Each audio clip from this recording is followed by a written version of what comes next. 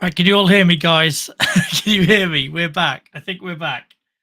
Oh my word, that was too stressful. That was too stressful. Can you all see and hear me, guys? If I could have a little bit of confirmation, that'd be great.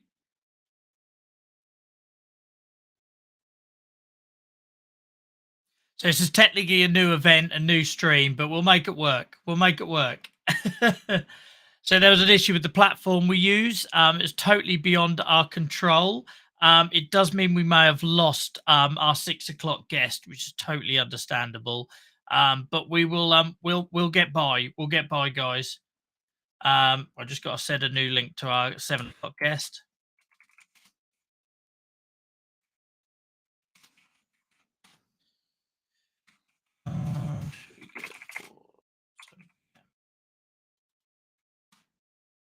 Right.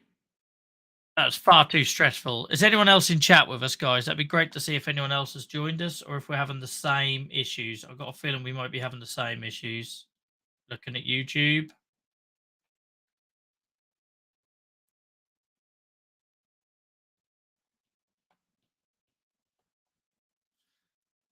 I think YouTube is still having the same problem, if I'm honest, guys.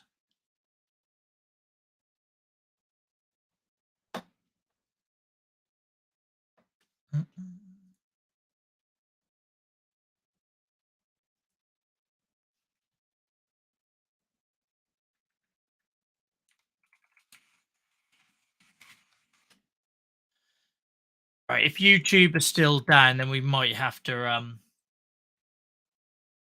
concede. Yeah, we might have to concede because YouTube is still having a bit of an issue, isn't it?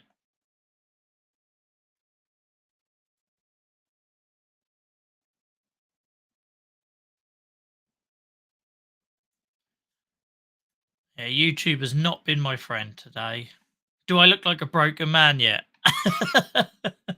Do I look like a broken man?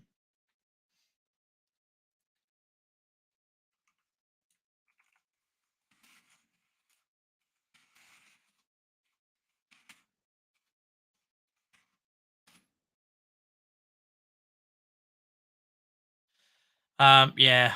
I don't think it likes anyone. Has anyone actually checked on any of those websites about that whole like, is it down yet and that sort of thing?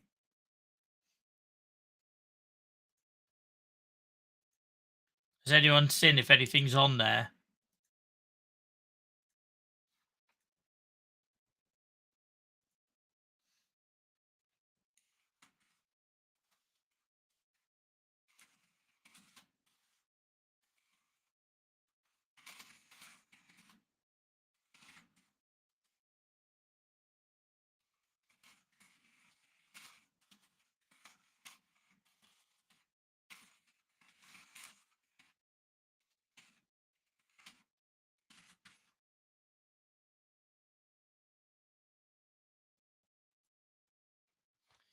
Just let our guests know they don't have to rush in because yeah, YouTube's not working, is it, guys? YouTube is not working.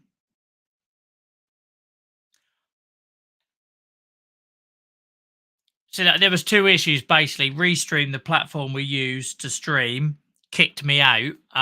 When I ended the stream, kicked me out, and then I had to create a new event to get back in. But YouTube's has issues all day. I'm trying not to talk too much about how much planning has gone into this because you might see me start getting emotional on screen. We'll go again. We'll go again. Hi, Devon. Streamed for 5 hours for YouTube to go down. 6 hours. Streamed for 6 hours for YouTube to go down at the key moment. I'm not crying yet, sorry. That's the main thing. I'm not crying yet. I only had a world leading dermatologist waiting in an airport to speak to us, and this YouTube went down.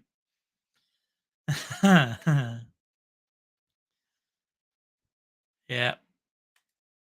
How is everyone else? Anyway, did I enjoy the first 6 hours? Did you enjoy the first 6 hours, guys? You might only be seeing me on Facebook. I totally get that.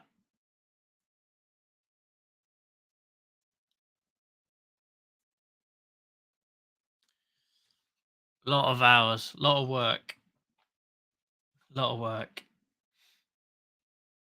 So yeah, guys, unfortunately we have missed Professor Augustine. He was very clear, like when he was so kind to offer to join us today, that he had 20 minutes in between flights.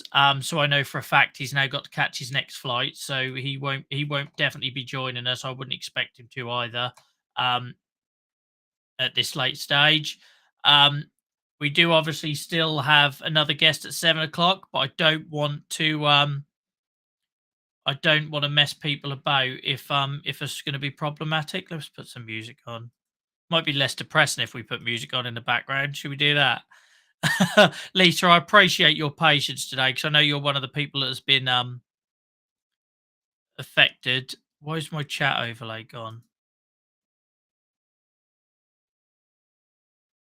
Thing is, I refuse to believe this is just YouTube because I got kicked out of Restream. We've had issues. We've had issues getting the background music to work all day. Those of you that were here with us in the first couple of hours will notice that I turned on music only for it to turn off again. And the chat just disappeared on screen, which is weird. Doesn't make sense. So basically, we've been talking to the tech support team that are behind this platform that I pay several hundreds of pounds a year to. They're saying there's no issue. There is definitely an issue. There is 100% an issue. And I wonder if that's then what's causing the YouTube problem. But yeah, I'm sure. Yeah, thank you, Near Cheeks. Guys, if you head over to your Facebook, because the Facebook has worked fine all day, it seems to be streaming on YouTube, which unfortunately is where 90% of our audience is. But the fact that the background music keeps start stopping, the on screen chat keeps coming on and off when I'm not pressing nothing. I got kicked out of my Restream account. I don't think the issue is YouTube. I don't think the issue is YouTube personally. But if you can see me on Facebook for now, that's great. We can talk on Facebook. But yeah, I can't get the background music to work either at the minute. We'll try one more time. Okay, we've got some music now. Or has it just stopped? Um, da, da, da, da, da. Okay, I've now had confirmation that there is issues streaming to YouTube. So it's taken 6 hours, but we now got that confirmation, which is nice.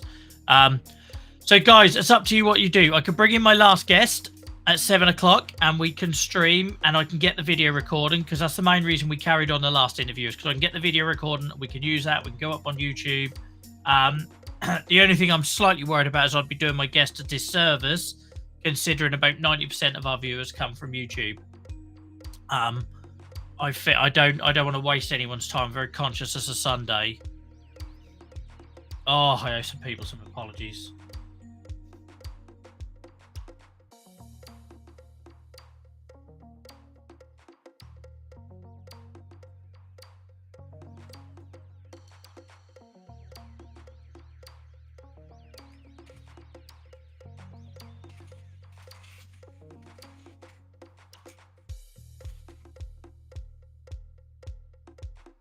What do I do, guys?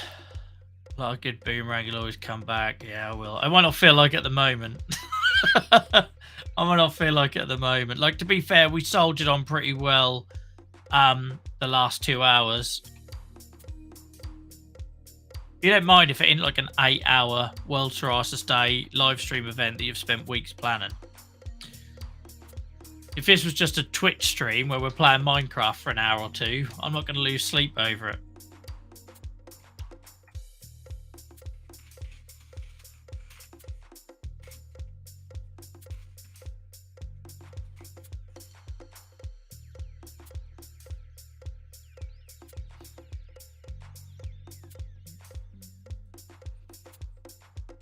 I just don't want to bring my last guest on if we can't give him a good experience. Like, the whole point of this show is we've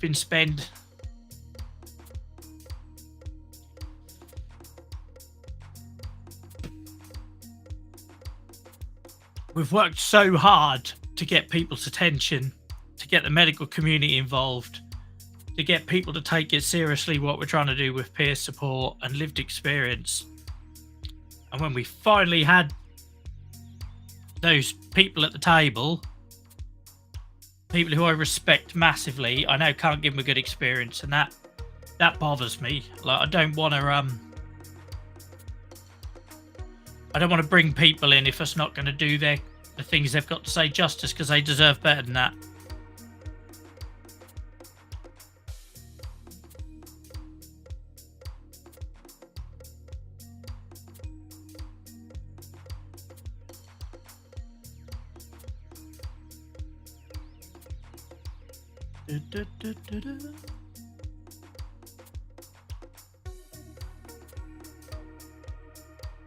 So we're going to try a couple of things with YouTube to try and get lower the bit rate or something, to try and get a better connection there, so we can at least get Eleanor on with us at 7. Let's do that.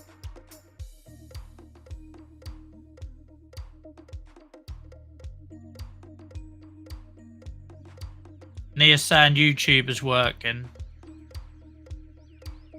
I know, but sometimes it feels like you only get like a small window of opportunity with things.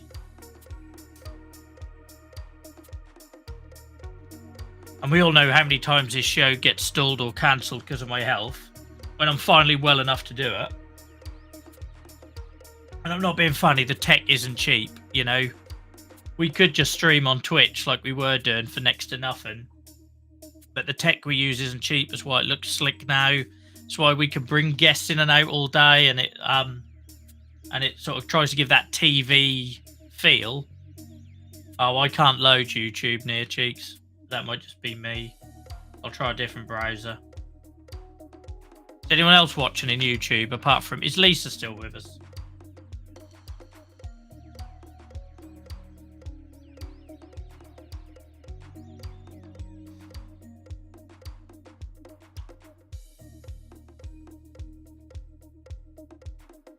Maybe try an Edge.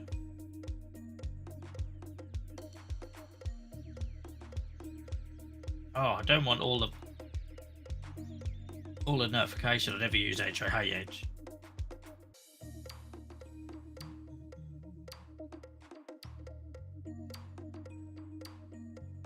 Is anyone else watching in YouTube without an issue?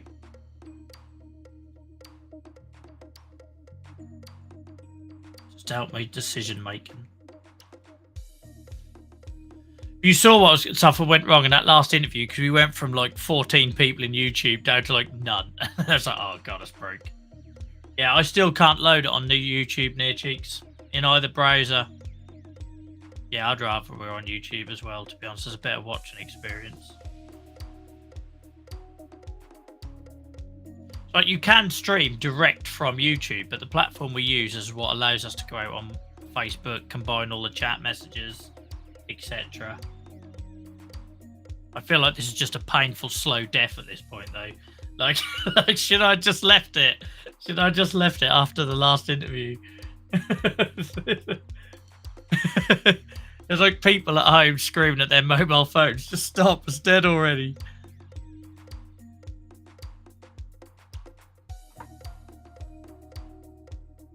No, I can't get them to work in either, mate. Either.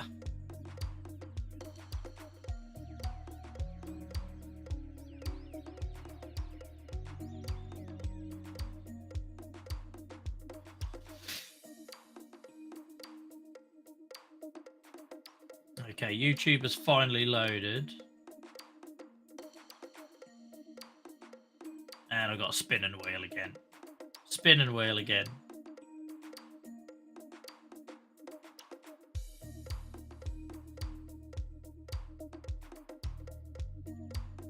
What do we do, guys? What do we do? Do we try and get through till 7 o'clock?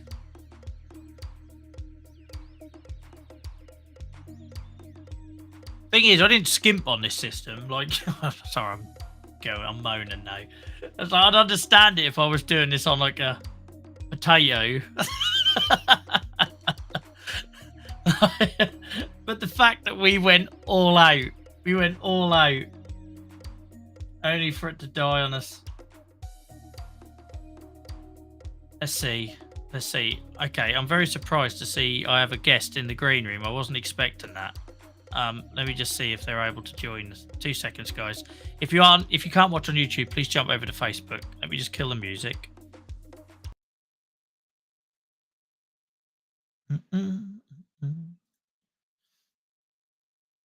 Joel, can you hear me? Professor, are you on the plane? Finally. Well, actually, I'm just boarding. You see, this You're this is an how it looks absolute like. hero. You're an absolute hero. Thank you so much. We had all sorts of technical issues. I've been streaming for 6 hours for it to go wrong for the last bit. Finally. It's so kind. I feel like I should give you a proper introduction. So, guys, this is Professor Dr. Matthias Augustine. He's the director of the Institute for Health Services Research in Dermatology and Nursing at the University Medical Center in Hamburg, Eppendorf, Germany. Right. Have I got that right? Perfect. Thank you, Joel. Thank you for inviting me. Yeah. Oh, thank you for going above and beyond with our lateness to still join us. So yeah, very quickly, I suppose what I wanted to get you on the show for was to tell these guys about your view on the patient's role in healthcare and how you, as a dermatologist, involve them in that. Well, actually, I think the situation is clear. Today, we are partners in dealing with skin diseases and treating psoriasis. There's a need to have shared decisions, to share views, to participate together. And this is, I think, something which is imperative now. And I know that we have the same view on this. We met several times, but it's really time to confirm this. And I did so today and yesterday in Madrid, where I'm right now, but also before. We had a meeting in Brussels some days ago at the European Union, and in the Parliament we proposed the same, that there's need to take this as the role model, that people-centered healthcare, including the patient being at the center and we being the consultants to the patient.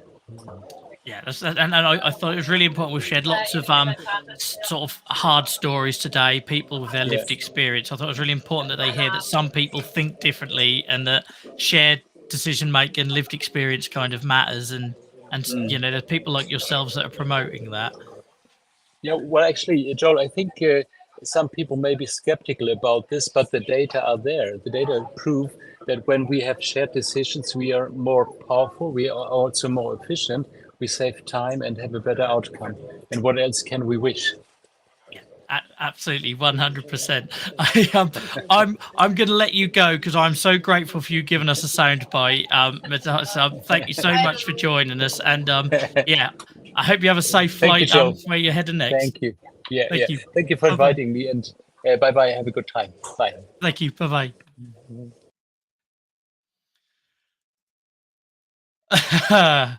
You're going to see a grown man definitely cry now. How lovely was it, despite us being 30 minutes late, and he's on literally on the walkway to board the plane, able to join us in front of all of those other people. Like I told you he was good, didn't I? I told you he was good. Like what a gen, what an absolute gen. And yeah, let's say for us to have such a long let me just get rid of that 2 seconds. For us to have such a long, awesome 6 hours, and then for it to for then him to still join us to share that important message. And the reason I want to bring you that on this World Psoriasis Day, guys, is because, like I say, we're sharing those conversations. We've talked a lot tonight about people not telling us about comorbidities, or talking about the mental health impact, or how they're not, you know, maybe not the patient didn't feel involved in the decision making, or that they didn't know why they were taking a certain treatment. So to have somebody like Professor Augustine tell us, and in a very senior role, he's a very prominent figure in dermatology globally, to drop in and just share that message, which will get all clipped up for you on YouTube and everything.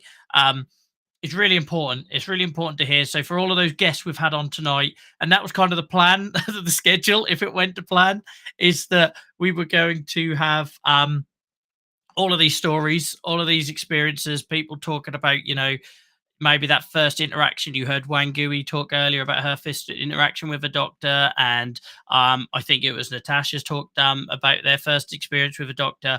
And then to hear that there are other people that are thinking differently, that see us as a partner in healthcare, that's really important. And I think that's why that was so important for us to get that message this evening. And yeah, what a hero indeed, Anita. What a hero indeed. So guys, for anyone that missed that, do you think that we should, if YouTube's misbehaving, do you think that we should end the YouTube bit and just carry this on Facebook? Do you think we should do that? Um, how do you want to proceed, guys? How do you want to proceed? I'm glad we stuck around there. It made it worthwhile. It made it worthwhile. But yeah, to do this for 6 hours and then for have us to have an issue on the home straight, that just felt particularly cruel. It felt particularly cruel, didn't it?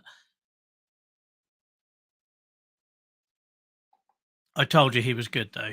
I told you he was a good one.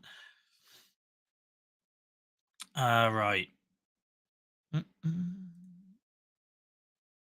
Let me try. See if I can change my bit rate.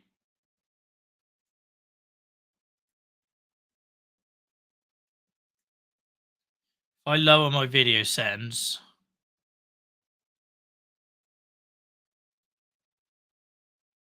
So for anyone who missed that, guys, I've just lowered my video settings. Hopefully that gets us through this last bit, last hour and a half.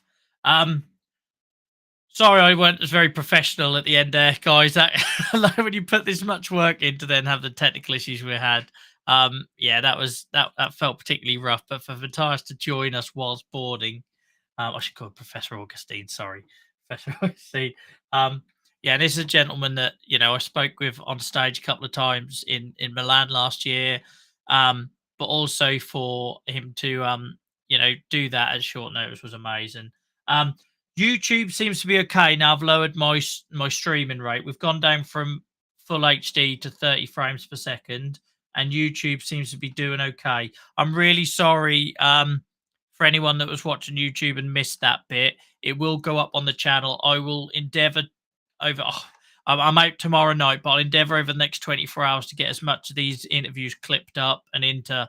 It takes longer than you think, but at the very least, we'll get the ones you would have missed, which would have been Professor Augustine's. Yeah. Thank you for confirming, Lisa. The stream on Facebook's perfect. Thank you for confirming. I needed that. I feel exhausted now. I feel exhausted. Yeah, I think YouTube is still misbehaving. But there we go.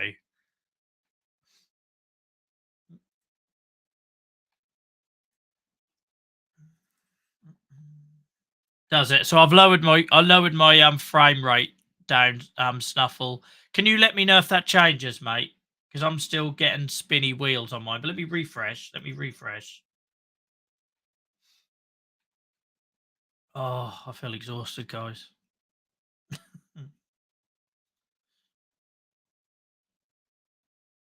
Sorry if that weren't very professional. I got it together. And then when I saw Professor Augustine pop into the green room, I had to quickly turn on game face. That was hard. But we're there now. I think we're good. I need to let my guests know that we're good for 7:00. But thank you for your patience tonight, guys. I really appreciate it. Let's all gather in a circle and slowly rock together. Jeez. We could do that. We could all rock in a corner.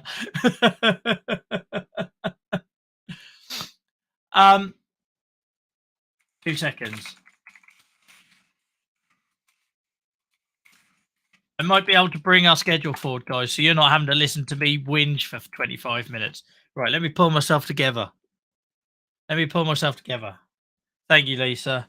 Thing is, I don't mind when things go wrong because of me. If I didn't prepare enough, but Nia Cheeks will be able to tell you, I've lost my entire weekend with my family preparing for this, and I do it happily. I'm not complaining. I do it happily, but when then things out of your control, ruin best laid plans. That hurts. Especially with a chronic illness, because you're looking for these little windows when you're well enough to do these things.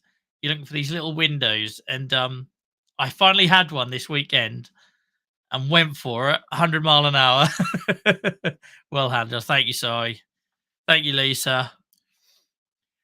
Okay, I think we're good. So yeah, we're only running on 30 frames per second, but you're not going to notice. Um, right, we're going to bring our last guest forward a little bit because they're amazing and has offered to jump on early. They recognise a broken man when I see one. So yeah, give us a few minutes, guys. Of we'll have a bit of chit chat and then we'll bring our last guest in. All my notes are out of order now. Thank you, Lisa. Appreciate it. Like I say, you don't mind, like when I first started doing this, like a couple of years ago, we had to we're on a proper budget, and it was like as people would join Zoom, and if they hadn't muted their mic, you'd hear them like shouting at the kids or all that sort of stuff. We had all sorts of fun and games on Twitch in the early days. But the whole reason we got this system is because we understand that to get people to listen to these conversations, we need to make it as appealing, entertaining, glossy as possible. Because otherwise people aren't going to sit up and take notice. So we went like whole hog with this like over the last year. And don't get me wrong, it's been a great success. The Chronic Pain Club has just gone from strength to strength. Today we passed 60,000 views on our YouTube channel, which I'm very proud of. It's quite ironic that a short video of my son crashing a go-kart is what took us past that that figure, but it's 60,000 views nonetheless. Yeah, somehow Dylan crashing a go-kart got 4,000 views on YouTube this morning. So I'm really proud of what we're built. But yeah, I don't mind if the short ones go wrong. We can work around them. It's when the big events it doesn't work out because there's a lot more work goes into it. All right. Okay. And thanks for all jumping back in, guys. I really appreciate that because I totally get that many of you, probably got on with your lives in that gap. So yeah, from what we can understand, there is no YouTube issue. It's purely the platform we use to stream on. They've been having issues with YouTube all day, but they didn't actually tell me there was an issue until about 20 past 6. We ended the stream after the last guest because I could see that nobody could watch on YouTube. So I got to the end of the interview so we could get the video because we'll be able to use that video. You'll be able to find it on YouTube. Well, now actually, all of our streams are all uploaded, good, bad, and ugly, in their entirety when we end the stream. And then when we ended the stream, I couldn't get back into the platform. So we knew there at that point there was a problem with the platform because I couldn't log into it. But we're now back in. We load the frame rate. We're running on YouTube, limping along, and yeah, I think we're going to be all right. Yeah. Right.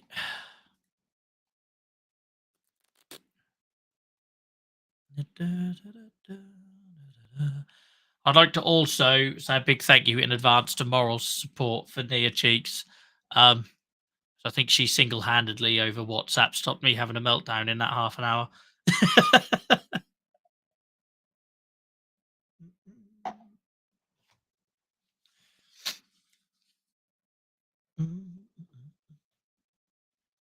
Oh dear.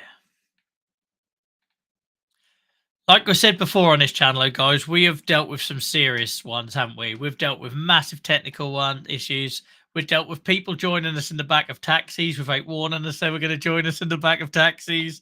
We've had people join us where they've had family members in the background, which is really off-putting when you're trying to interview someone. We've had people that have joined us and I've lost all control over the interview. I haven't had to kick anyone off yet. That would be a first.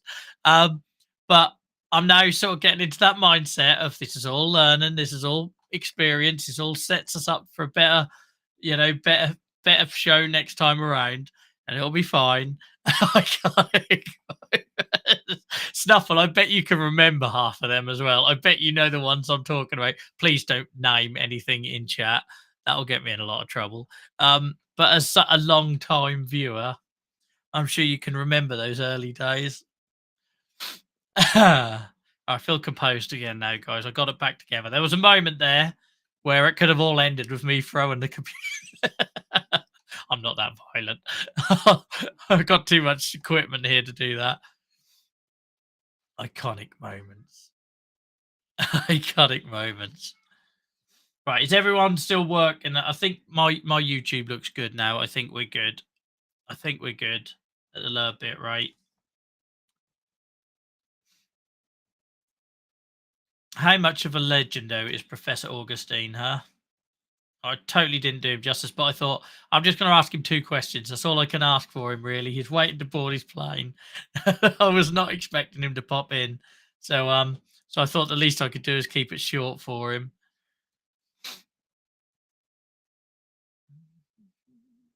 I can indeed. Mine's looking all right at the minute, Snuffle, but yeah, let me know. Are you still in the woods? You're lucky to still be seeing me here, Ricky.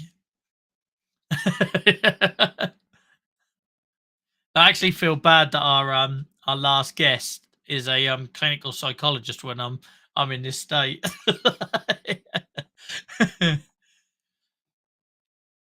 There we go, guys. We survived another drama. We keep rolling with the punches on this show. We keep rolling with the punches. I think I've only ever had one show where nobody turned up, like guest wise, not audience. Yeah. We move. That's what you're saying, it. We move. But thank you to all the people that support us today. Massive thank you. Really appreciate it. So I don't know if I dare try and put music on again. That might actually break it. I don't know if I dare. I love it though that my tech support guy, which I was frantically trying to type to whilst I was interviewing my last guest, bless her, Natasha. I hope she wasn't too distracted by me with my eyes going all over the place, looking like a rabbit in headlights.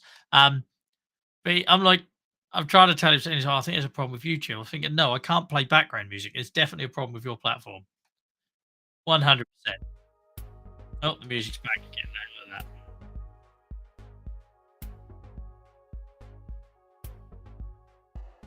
I didn't realise on that last bit he was actually monitoring my YouTube. He had heard everything I said about them, but never mind. Never mind. What's everyone's doing with their week? What does your Monday look like, guys? I got Dylan going back to school, which might be interesting, getting him in breakfast club after a week off for half term. What's everyone else doing?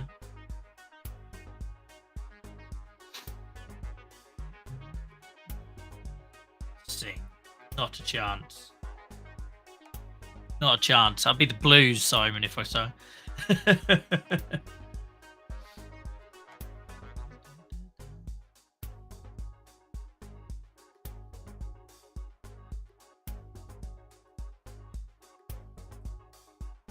I'm getting some. Let me just drop down to standard definition. Oh no, my camera will not like standard definition. We'll have to stick it high def. Yeah, YouTube isn't overly happy, but if not, guys, you know where we are on Facebook. I'm sure someone could put a link in chat again.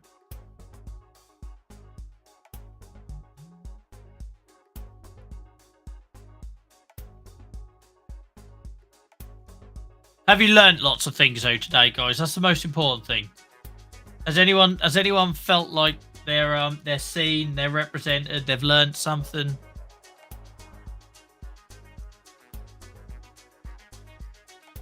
I've learned something. Don't count your chickens.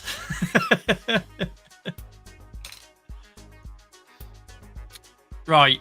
Our final guest has very kindly agreed to come on early, guys. So lots of lovely comments and warm welcomes in the chat, please. You know the drill by now. I will end the music there. I will take the chat off screen.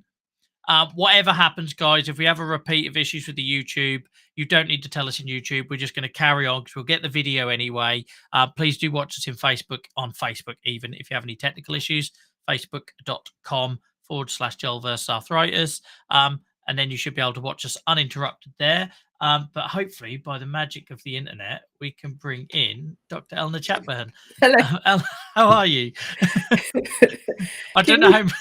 Can you see me and hear me? I can. I'm not sure how much you've been watching of the last hour, but I'm sorry if I'm a slightly broken man for the start of this interview. Honestly, I think you're an absolute star. You've kind of maintained your good spirits. Yeah, I sort of had no choice. We could see things going wrong about an hour and a half ago. I've been frantically trying to fix them in the background. But thank you so much for joining us and joining us early. I really Oh, no appreciate it on a problem. Sunday evening. So guys, Dr. Eleanor Chapman is a clinical psychologist at South London, lecturer at the University of East Anglia, just down the road from me, and the ambassador for the British Skin Foundation. Welcome in, and I hope you're well. Thank you. Yes.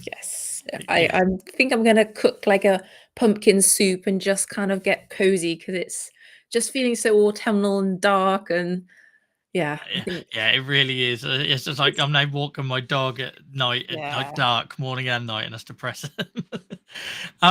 So for anyone that's not, so I know you from social media and all the good work you're doing on there, but for anyone that maybe is this first time they've come across yourself or your work, do you want to just give obviously I gave some titles there, but maybe an overview of what it is you do and what your work looks like? yes.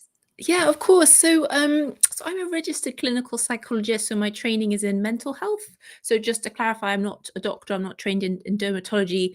People listening here will know a lot more about psoriasis than I do. But I suppose my expertise is in the psychological impact of living with or of having any kind of health condition, including skin conditions. And I suppose I got interested in this area just from my own personal experience. Now, I don't have psoriasis. I have a family member who lived with psoriasis for many years. That was very poorly controlled. So I saw what that was like for him as a child. But myself, I had severe acne and a body condition called hidradenitis suppurativa. And again, I just saw that there was no psychological support. There was no mental health support, and crucially, even no one even asked. Right? No one at any point asked me, what's this like for you? Yeah. That the focus is always on managing the symptoms, the physical symptoms, isn't it? And yeah, that kind of really shocked me. And I trained as a clinical psychologist, and just thought, you know what, I think there's a huge area of unmet need among people with skin disease. So I've ended up, I'm mainly a researcher, but I have this small private clinic, which it's in central London. It's a consultant dermatologist-led clinic at South London, where we take a sort of multidisciplinary approach. And there's a couple of clinics that do that. I hope it becomes more of a trend. But perhaps people listening, I don't know where they are in the world, but in the UK, in the NHS, we have got a couple of centres now for what we call psychodermatology, where there are mental health professionals or psychiatrists or psychologists who work quite closely with dermatologists. So I would always say to anyone listening, do check out kind of what's in your local area. But unfortunately, there's a bit of a postcode lottery. So it's not, unfortunately, something everyone can access. But yeah, so basically there are a couple of us who are psychologists but have this interest in dermatology, but I would like them to be more of us. Yes, and that's a really important point you make about them things being out there, because as somebody that went most of their life living with chronic pain, only to discover such a thing as a pain management clinic was 3 miles down the road from where I Right. live, and nobody had ever mentioned it, and it totally changed my life, changed the way I thought about managing my condition. And Yeah. yeah, I literally could have walked to it on a good day, We didn't know. and didn't know it And was that's there. just so, isn't that so frustrating that's it. I mean, so I have colleagues who are specialist pain psychologists, and I know how valuable that service is, and what I like about that service is it's truly multidisciplinary. So, you might know yourself, like you might see a psychologist, you might also see a physiotherapist and an occupational therapist. But like you say, if no one's even thought to mention it, because in your GP appointment or dermatology appointment, time is so tight, the question hasn't even been asked, so you haven't even had the chance to know it's an option. And this is why patient advocacy, and I think the work you do is so important, because it's kind of giving people that kind of power and that knowledge, so that in their next healthcare appointment, they can say, right, I think this might be my area. What am I eligible for? What can you refer me for? Yeah. And like I say, that multidisciplinary approach, it completely changed the way I went about my advocacy, because up until that point I was still very much in that mindset of like, keep taking your pills and keep, doing it, and sort of like it being a one-way relationship. Yeah. And then you suddenly go to somewhere like a pain management clinic, and it sounds like the spaces you operate in around skin and that is similar, where okay, I've got an OT in the room, I've got a physio in the room, and it isn't just any physio, it's a pain specialist physio, and you've got this psychologist, and all these people are lined up and they're all in the same place, and it was like, wow, I've now seen the future, and now I've seen that and had that experience. It's really Yeah. hard to then go back to the sort of traditional model. 100%. And Yeah. and so in terms of like on go back to like the skin side of things, was it your sort of lived experience, did that play a part in you going into that sort of line of work?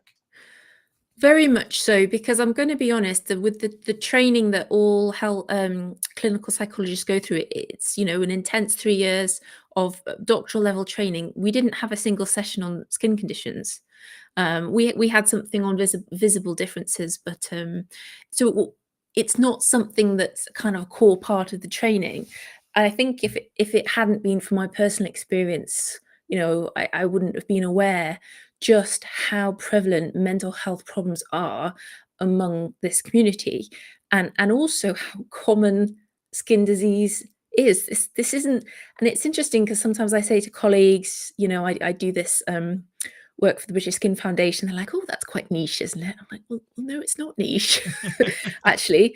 Do you know how common skin diseases are, as psoriasis is, and how common problems like depression and anxiety are? This isn't niche at all.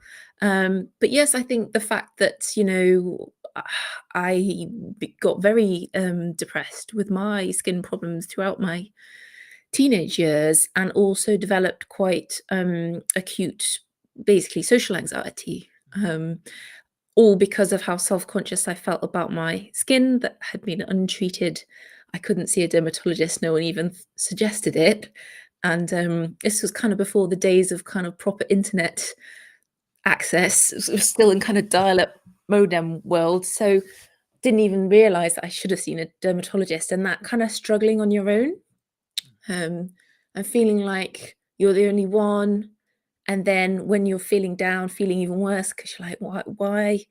Maybe I'm not strong enough, maybe I'm weak. And then you get, comments like, oh, it's just a few spots. Why are you so bothered? So the kind of stigma that you get, and the misunderstanding by the public, it just kind of really sensitized me to just how this kind of cocktail of the kind of stigma, especially for looking a little bit different, but also that people don't understand the diversity of skin problems, and it isn't just about having a few spots that that can be, and I know you talk about this yourself, less visible conditions actually that can be the most painful.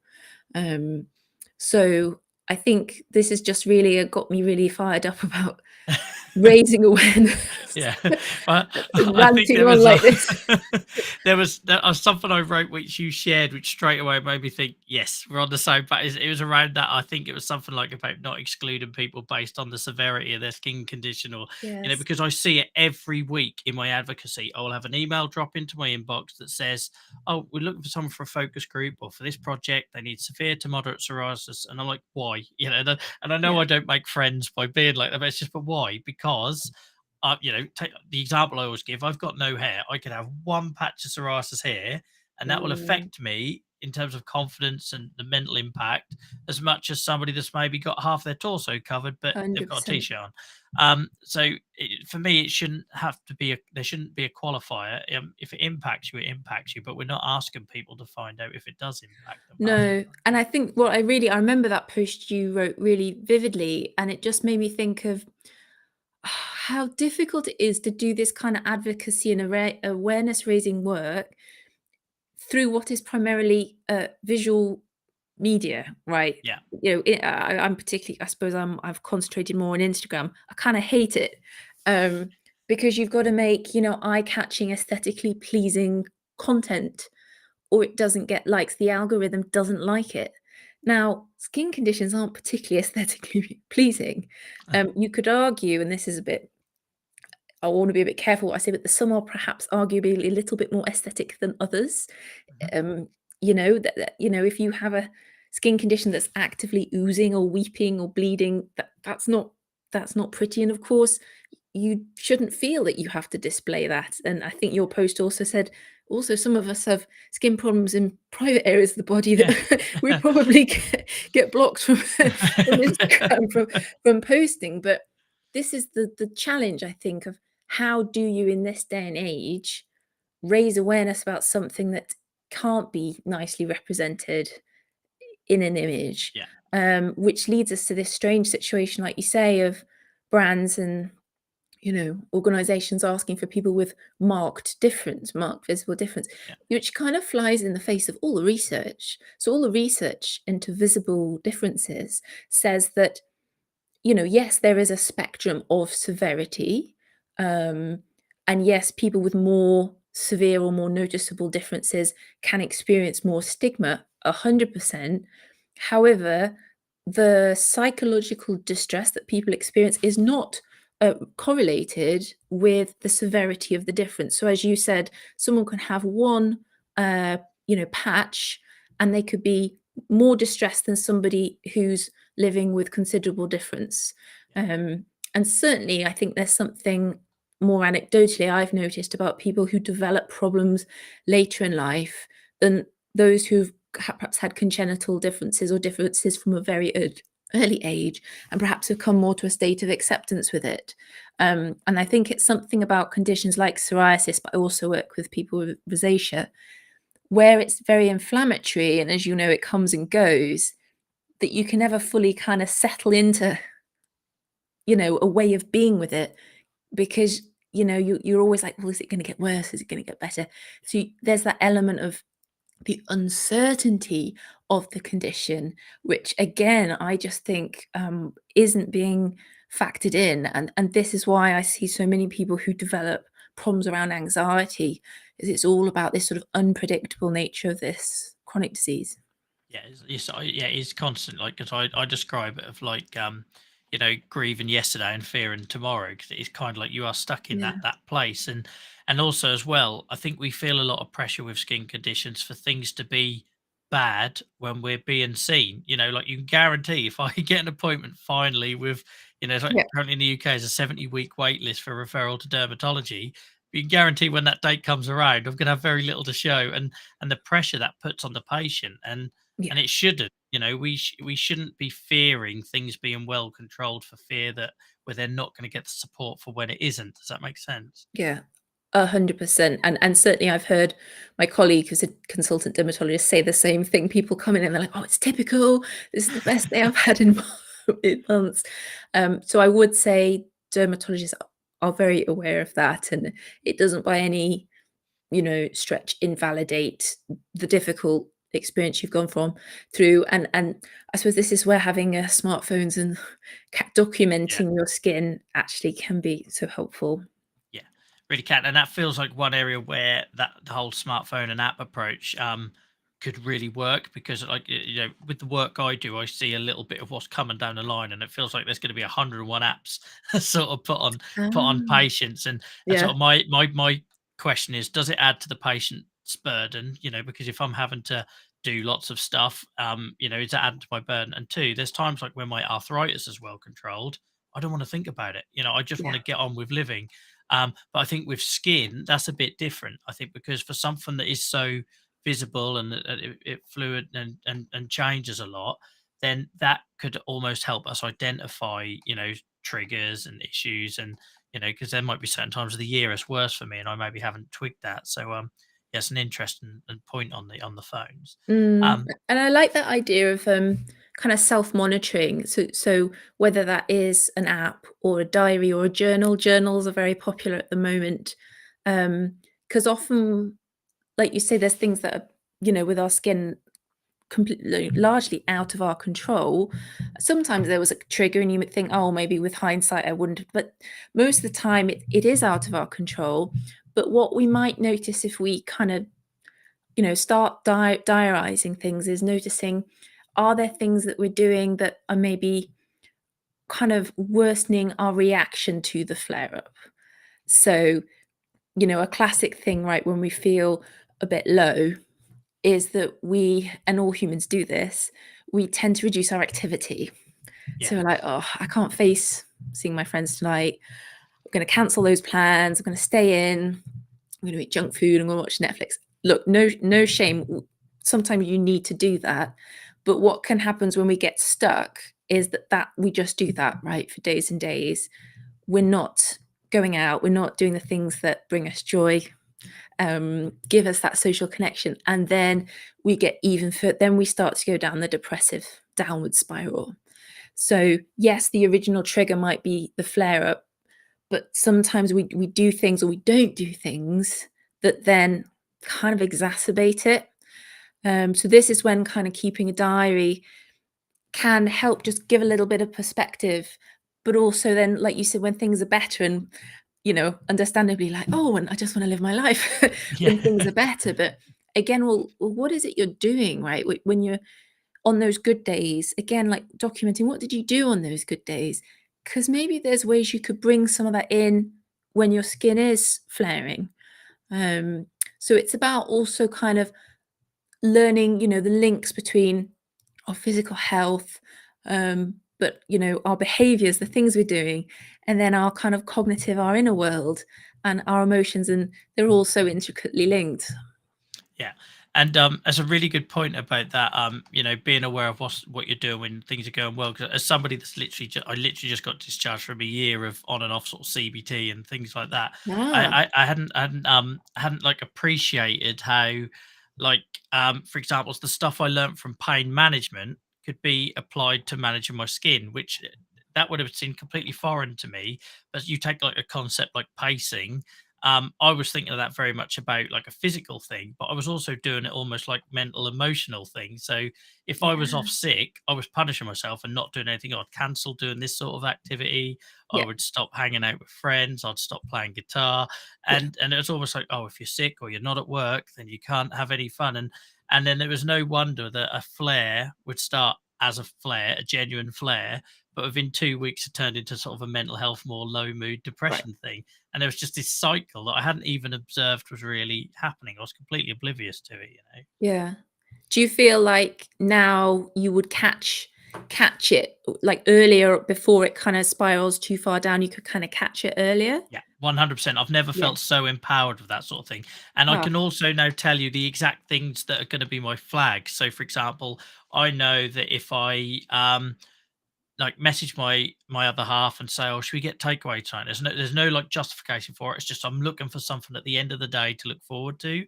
So like if I'm having a bad day at work or whatever, and my mood does that, and my thing will be, "Oh, should we get like takeaway or whatever?" And or I will then start thinking about like, "Oh, I've got band practice in a couple of days. Well, maybe I'm not 100% well. I should rest a little bit." And all these, I start seeing the retractions. Does that make sense? yeah, And yeah, it's been so empowering because I was just oblivious to it. And now, and another silly one, just in case it applies to anyone else out there, and I know it's not about me, this one, but it's like I would find myself chasing an emotion. So if I was feeling low about myself because of the way my skin I presented or my joints, I would feel numb. That's like a depression thing. And then I'd find myself wanting to watch sad films or tragic mm, documentaries or mm, something that was going to make me kind of like feel. Does that make? And I had no idea yeah, I was doing it. But so if my wife now catch me watching at 11 o'clock at night some like documentary about somebody who clearly didn't have a very happy life or good ending or whatever that might look like, mm, that's me sort of almost trying to feel something.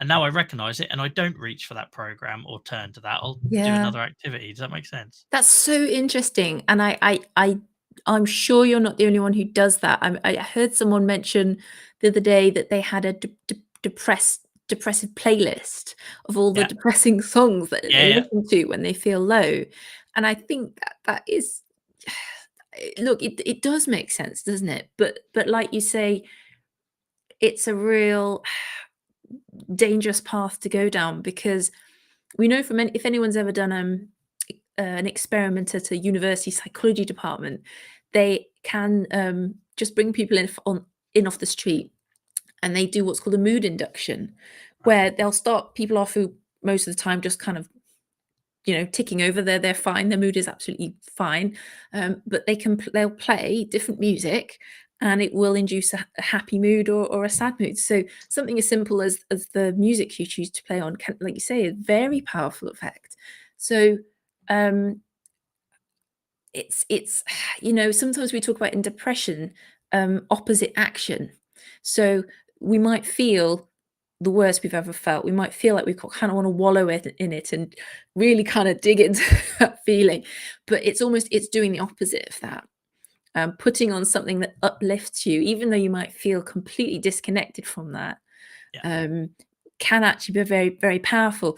And also, I'd really encourage people to think about it. It doesn't just have to be, whether it's music or seeing people. Doing some physical activity. Now, I'm not saying go to the gym or go to a boot camp, but something as straightforward as, if you're completely slumped on the sofa and kind of going down that spiral, could you do like 10 star jumps or something? Because what you're doing there is you're kind of getting the blood flow going, you're activating all these positive hormones, and you will get that physiological related mood boost. So there's different ways we can like hack our emotions that I think once you've got to figure out what works for you. And by the way, I'm not saying like never do a kind of Netflix binge, because we come on, you need it sometimes, right? But I think it's about, like you said, wising up on your early warning signs, as we call it in therapy, of when is it starting to tip over into a negative downward spiral. And I really, like you said, like, bringing in partners, kind of bringing in housemates or whoever's around you, and maybe even like giving them a heads up, like, if you see me do this, or send that text, or that you can kind of bring them in on the plan. We sometimes call it a relapse prevention plan. So especially someone who's kind of doing okay, what we say, well, it's not realistic to expect that you're just going to do okay forever, because shit happens, right? It's how you then respond. And this is then you can build on all the wisdom of all the stuff you've dealt with and survived and come through, that you can be like, okay, I know what I did last time. I have an opportunity here to choose to react differently. So I think you use the word kind of empowering. It's actually, I've got choices in this moment that maybe it felt like before I was powerless. Yeah, totally. And I think that how important you said there about like communicating to other people, so like that peer support. And I know I'm going to champion that, that's what I do, but like I've even involved our own community here in that. So like some of the guys in the audience or listening to this or in our Discord server, they will know if I cancel my streams that week that I'm not good, and I'll now get all these DMs from these wonderful, amazing people that we just met from having these conversations. He'll know, are you okay? And like my wife will be the first to say, do it. You won't want to do it. You don't feel like doing it, but you know you'll be better off for it. 100%. And then that communication as well. Where the other night we went to watch a new documentary on Netflix, and I wasn't in any intention looking for something sad, but she was like, you absolutely don't need to watch that. I've read up, it's not a good ending. And like she sort of protected me from that. And in the same way they can protect you, like going back to that sort of pacing thing again, from going too much the other way, because like if I have a really good day at work and I don't feel like my health has embarrassed me or showed me up or limited my output, I then run that risk of then going 100 mile an hour. And she's very good at reining that in as well. Have you heard of spoon theory? Yes. Yeah. Yeah, I'm sure your followers will know all about that. You've got to spend your spoons wisely. And I think, like you're saying there, it can feel sometimes like you want to kind of keep them all to yourself, right, when you're feeling a bit low. But actually sometimes using them up on something like doing a stream or something that's really meaningful to you is actually a really wise investment. And then maybe it does mean you have to stay in bed for a day or cancel some other things, but you did that thing that really was most meaningful to you and gives you the most joy and satisfaction. And I think, you know, we have to live our lives right. Yeah. And it's like you say, it's about balance and getting that balance. And I think a lot of it is trial and error, you know, as well. So we have to be kind to ourselves.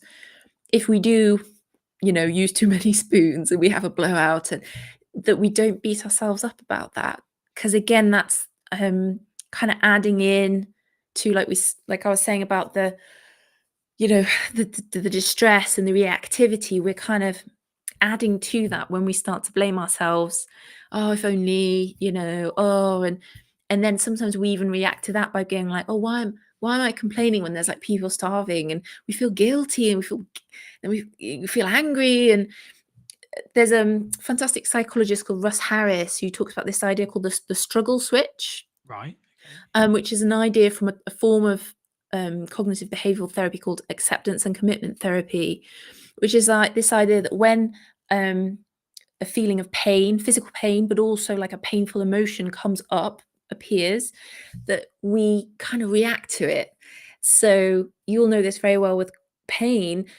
We kind of want to resist it. We kind of want to fight it. We tense, like physically, we often tense around it, but also kind of mentally, we're like, you know, we're really resisting it. And then we're getting all this like guilt and anger and, you know, beating ourselves up about it.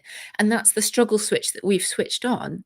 And he talks about, and if people look it up on YouTube, struggle switch, Russ Harris has a really lovely video about it. The skill is trying to learn to switch it off. Now, that's not saying we're turning the pain off or turning off the distress, but we just let that pain or feeling just come up and we just let it be. And we try and kind of just drop all that other stuff that we do. And what people tend to find is that actually, if they're more just present with that feeling in the moment, that they can learn to be with it. They can, you know, manage it. So And this the is energy you get back as well, because I yeah, found since I was fighting my pain, and it took me, I think it's really important to, because I get a lot of pushback for people that are not maybe ready to hear that you got to learn to live with it sort of thing. But at the yeah, minute I stopped, it took 4 years, but the minute I stopped fighting against my pain and learning to live with it, yeah, the energy I got back, like it was you could feel it, you know, you could genuinely feel the energy you got back in wow. not having that fight, you know. So all that kind of cognitive and emotional, like you said, energy that you'd put into fighting it, you've now got for you. Yes. Yeah. Well, and that's why I've picked up a bass again and started Yeah, doing more with this sort of show format and all yeah, those sort of things, because it was just like I spent so long either worrying about where it came from and what the cause was, who was to blame, you know, what I did wrong, all these sort of things. And that's one of the things where, so I've been doing, I think it's called something like level 3 CBT over the last sort of 6 months, eight yes. months. So rather than focusing on like what's going on in the here and now, it's been more focusing on my values, and even on the bad Mm, days doing something that's working towards my values, not a goal. Because I realized everything was about a goal, you know. It's like, right, if I can just get through to say this interview today, then everything will be fine, but it wouldn't be fine. And yeah, so now I'm doing the bigger picture stuff. And yeah, since I started that approach and stopped, rather than looking for that blame, but rather than almost like acknowledging it, that's the sort of one thing I've yeah, learned. So I'll get up in the morning, something hurts like mad. Like, yep, thanks for telling me that hurts, but yeah, nothing I can do about it. Let's move on, and yeah, almost like thanking it and move on. And then that yes, really worked for me. But it surprised me. I didn't. If you'd have told me beforehand, I wouldn't have believed you that could have had such an yes. impact. And I think, goodness, sharing that story, I'm sure people are going to value that perspective so much because, like you say, I think a lot of people are at different places in their journey, and you know, it's really understandable that people are looking for a cure. Um, you know, we all want that magic wand to wave things away, and you know, the kind of cult around medicine is that we want that quick fix pill or treatment. And I think it can be really difficult for people I see you, especially those who've kind of developed skin conditions more recently. So I work with, I seem to get quite a few patients with rosacea where it's actually quite common to develop rosacea in your 30s. Sometimes it comes on gradually, but what seems to happen is often it'll be because someone perhaps used too much active skincare, or they went for a certain treatment. So it seems to come on quite suddenly. And then that can be really hard for people because they've got a new skin condition that they wish they could just undo the thing that they perceive triggered it. Yeah. Now, with rosacea, I mean, it's actually quite complex, and maybe it would have developed at some point anyway. But the point is this idea of kind of coming to some level of acceptance and adjusting to living with something that's now going to be chronic. It can actually take a long time for some people, and this is where we see people, you know, googling things, buying products online from social media ads, stuff that maybe actually at best is a waste of their money, and at worst could be actively harmful to their health. We're seeing a number of kind of quack practitioners and again wasting the money. And sometimes it's having that quite difficult conversation with, you know, your dermatologist or specialist, where they say this is actually going to be chronic, and you might have better days and worse days, but actually this might not completely go away. And I think you're right that that's a really hard moment, I think, for people. But people who are able to reach that level of acceptance, automatically it just drops that struggle, you know, because you're not putting all that effort into, like, the people I see who are going for all these different treatments, and they're googling stuff and they're holding on to hope, but in a way that's kind of not the best use of their time and their energy, and then they're dropping the other stuff that gives their life joy and meaning, and their life shrinks, and it becomes all about the skin condition. And there's definitely influencer type accounts on Instagram I see with people that seem to be in that place, and it's all about their skin. And this is like, this is, you know, I'm sure you can think of accounts as well where they, you know, and then it becomes, again, it's a bit of a cycle. And People then get stuck in. and also, like, you get them extremes, I find, as well, where so people are, you know, are more for body positive and everything, but if you're like celebrating massively untreated or inflammatory disease, you know, I always worry about the image that gives for people that are sort of newly diagnosed. And Yeah. I think a lot of the blockers I had with my mental health and perception of my condition, and I know definitely because I sort of see myself almost as a collector of lived experience stories, the amount of people I speak to, it makes a real difference what people's first interaction with their dermatologist or doctor was. So, for example, someone like myself, I had juvenile idiopathic arthritis. I reported rashes all through my teenage years. They're all sort of dismissed. Then in my 20s, I got covered in psoriasis, 3 different types of psoriasis. And I saw a dermatologist for like 5-10 minutes, and then that was it. And I've never really seen one-on-one properly since. So that sort of instantly painted that picture all through my childhood, teenage, that the skin bit isn't really important. The arthritis bit is important. And I think there's something we've talked about today on the show already, where anyone that sort of maybe went rheumatology first before dermatology, Right. there seems to be this thing there where you almost like programmed where it's not as important. But for me, mentally, I can deal with sore bones a Yeah. lot better Yeah. than I can a visible, you know, condition, because we Yeah. know it's non-communicable, but the public don't, and all the other challenges that come with it. Does that? I don't know if that's something you see in No, practice or. definitely, and it's something we see across a number of chronic health conditions. I was involved in a research paper about severe asthma, and what we did there was a little survey where we asked people with asthma, and then we asked their clinicians, what bothers you most about your asthma? Okay, and then we matched it with the clinician. So we said to the clinician, what do you think bothers this patient most about their asthma? Right. And the results were fascinating, because the clinician said things like, oh, it's the breathlessness, right? They're most bothered by the breathlessness. And the patients, what they said was, yeah, actually, I mean, the breathlessness, yeah, not great. However, what bothers me most was, and it was things like the burden of managing my asthma, you know, having to take the medications, having to kind of radically adjust my lifestyle and go to all these appointments, and the psychological impact of asthma. And I see parallels with skin disease, that medicine, the way a lot of our medical clinics are set up, is they ask about, symptomatology, and things they're set up to treat. They don't, like you say, ask about the things that are maybe outside their remit, or they feel less confident about, or that require a multidisciplinary approach. So this is why, I think it's so important that dermatology colleagues ask that question: what bothers you most?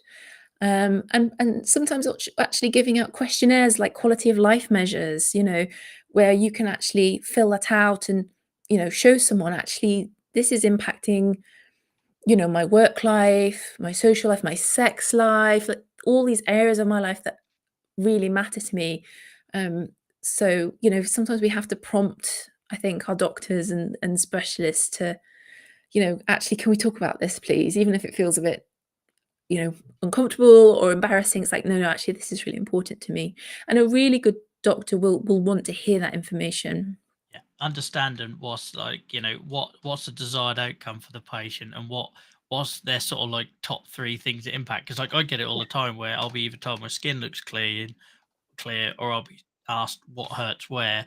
And like Yeah. my argument will be like, I can have the smallest patch of inverse psoriasis. For those that don't know, it's something that sort of tends to be in the sort of more private areas, the parts of the oh, sorry, accidentally muted, that aren't that visible.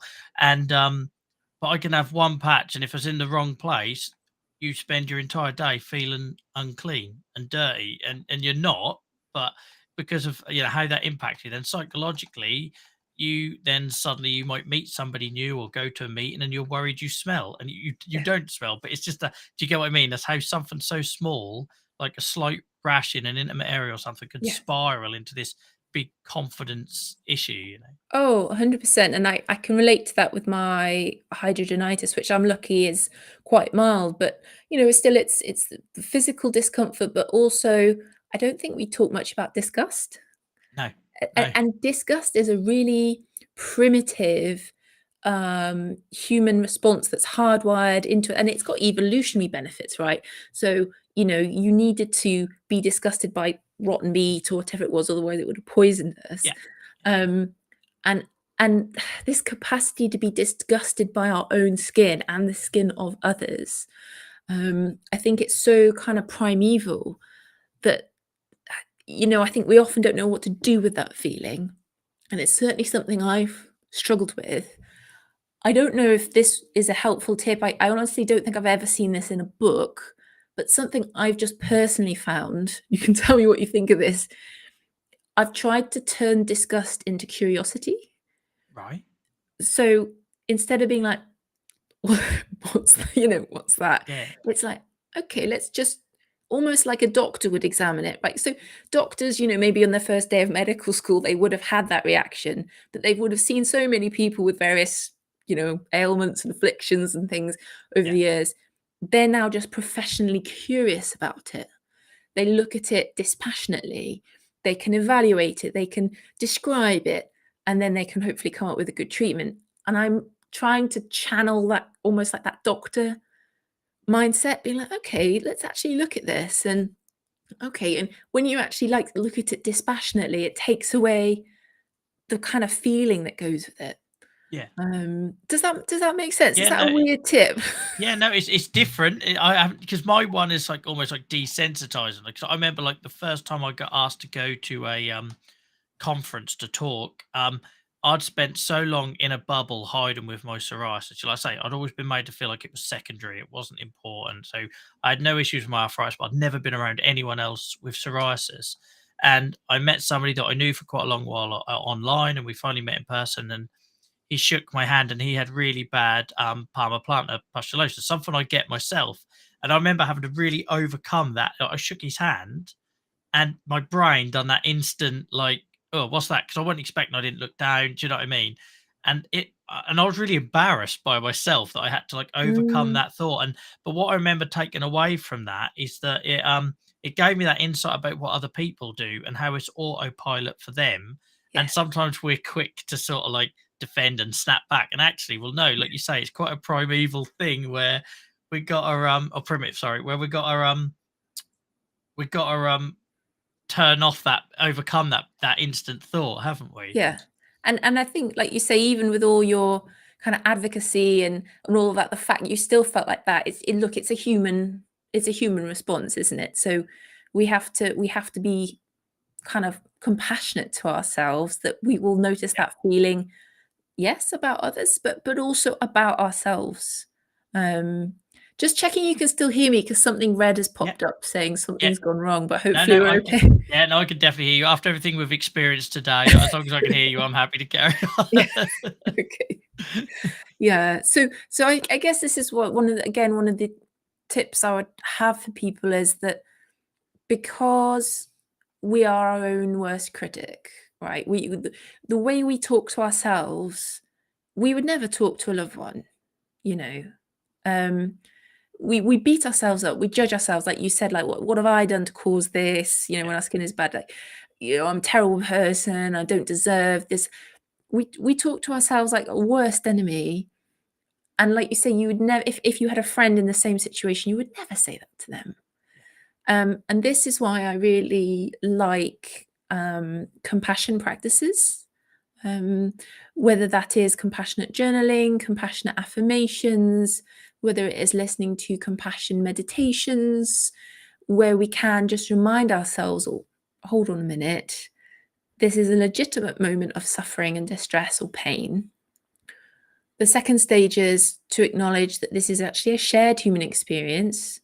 I'm not alone in feeling pain, like others have struggled with this. And then the third step is just to offer ourselves some kindness and compassion in that moment. You can, you know, might feel weird for some people, but some people kind of put their hand on their heart and will just say, like, may I be well, like, I wish myself well, you know, just offer. And that can be the hardest bit, I notice, for some people. Some people will be like, I can be as kind, and even they might be professional nurses, like, you know, they're professionally compassionate, but you ask them to do that for themselves, and it's really challenging. So yeah, I just invite people to you know, have a look on YouTube. There's lots of really lovely compassion exercises.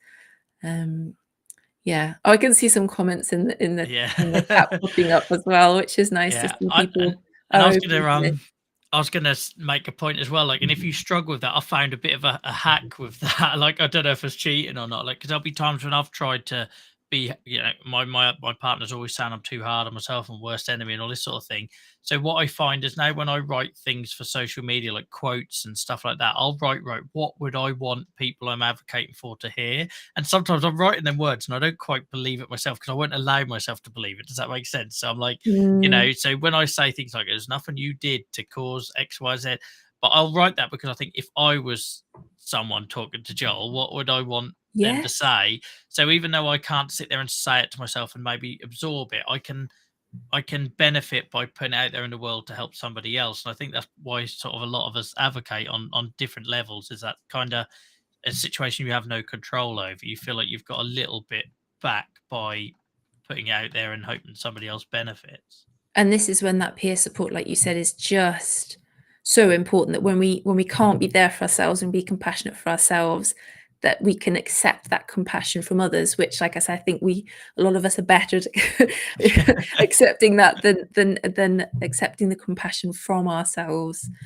So I just think that, you know, this is why I think the community you've built up is so wonderful, especially as, you know, just with the challenges with the NHS at the moment, the support isn't always there for people. Like you say, the appointments are so short, you know, and it's so long between appointments, so we might even not be able to access support at all.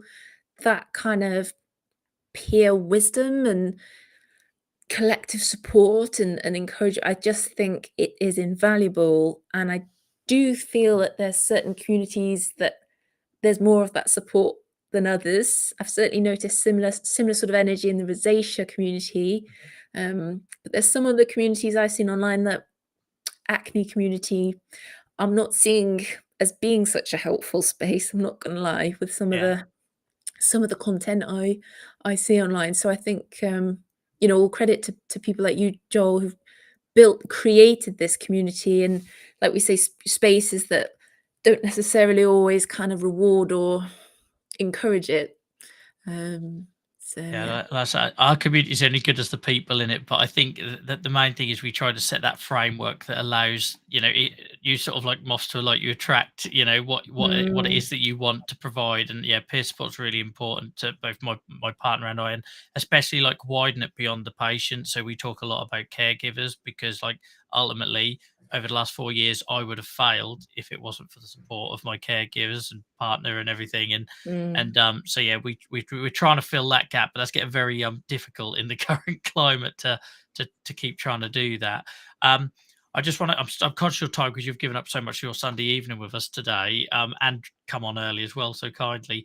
I just wanted to circle back quickly before I let you go, to something you said right at the start, because I thought it really resonated. So we've had people join us all day on this World Psoriasis Day sort of special event, talking about how, you know, they talked to me about my skin. Nobody asked me about my mental health. Nobody asked me about how I'm feeling, etc.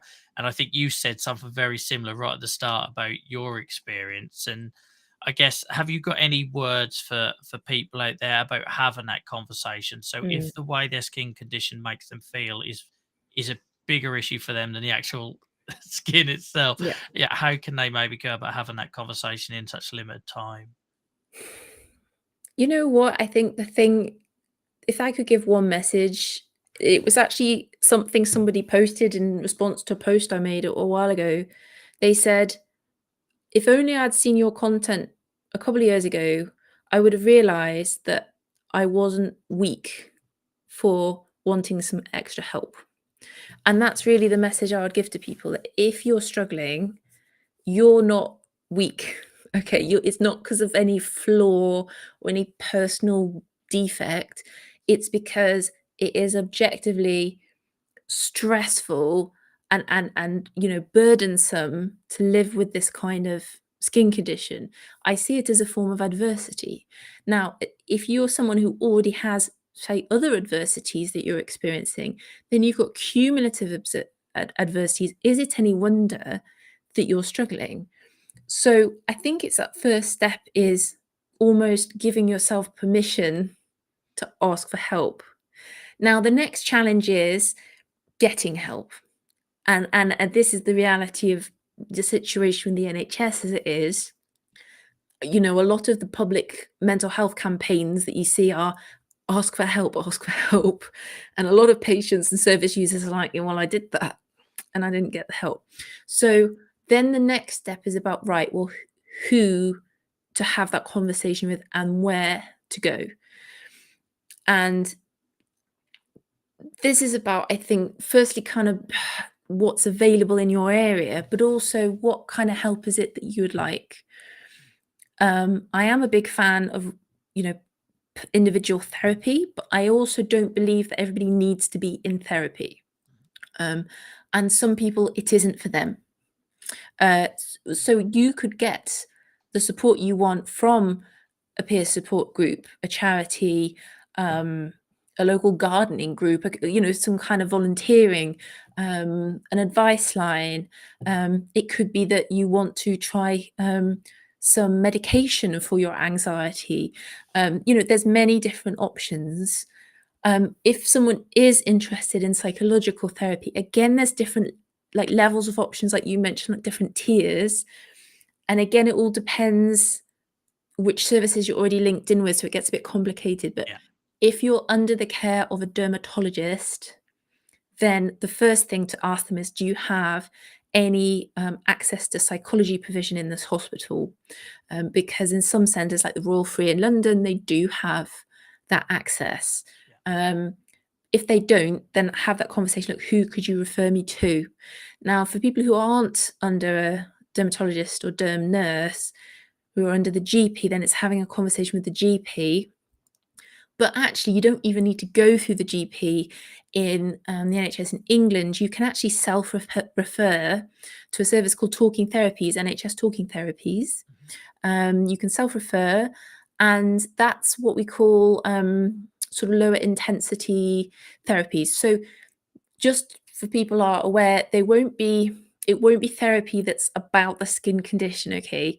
But it will be like a sort of general anxiety or a general depression therapy, which for some people actually might be enough. But for other people, perhaps who are having more, particular difficulties, then they might like to try and find a therapist who specializes in skin conditions. But I'm just very mindful that, not everyone has the resources to go privately for that. Always worth checking with your insurer that if anyone does have insurance through work, then you can find a psychologist who's registered with that insurer. But hopefully that gives people a sense that there are options out there.